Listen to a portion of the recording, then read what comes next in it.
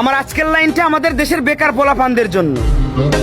6 থেকে 7 বছর বয়সে পড়াশোনা শুরু করবা, 25 থেকে 26 বছর বয়সে তা শেষ করবা। এবার মা বাবার কাছে পর্যাপ্ত পরিমাণ টাকা না থাকায়, অফিসে মামা খালু না থাকায় বছরের পর বছর ঘুরেও চাকরি মিলতেছে না। তারপর সেই বৃদ্ধ মা বাবার কাঁধে বসেই বেকারত্ব জীবন পার করবা। অন্যদিকে শখের মানুষের বিয়ে হয়ে যাচ্ছে, তার বাড়ি থেকে বলতেছে পোলায় কি করে। পোলায় এখন গ্রাজুয়েশন কমপ্লিট করে বর্তমান মা বাবার কাঁধে বসে বেকারত্ব জীবন পার করতেছে। এমন একটা ছেলের সাথে আমার মতো অভিভাবক হলেও আমি ডিরেক্ট রিজেক্ট করে দেবো, কখন আমার মেয়েকে বিয়ে দেবো না। তারপর রাস্তায় রাস্তায় স্যাড সং শুনবা আর ডেন্ডি খায় বেড়াইবা। আমি বলি কি, পড়াশোনা অনেক হয়েছে, এবার বাদ দাও। আজকেই পাসপোর্ট অফিসে যাওয়ার একটা পাসপোর্ট বানাও। 10 বছরের মিশনে প্রবাস জীবনকে বেছে নাও। দেখবা 2 বছর যেতে কি না যেতেই তোমার বাড়িতে একটা বিল্ডিং হয়ে গেছে।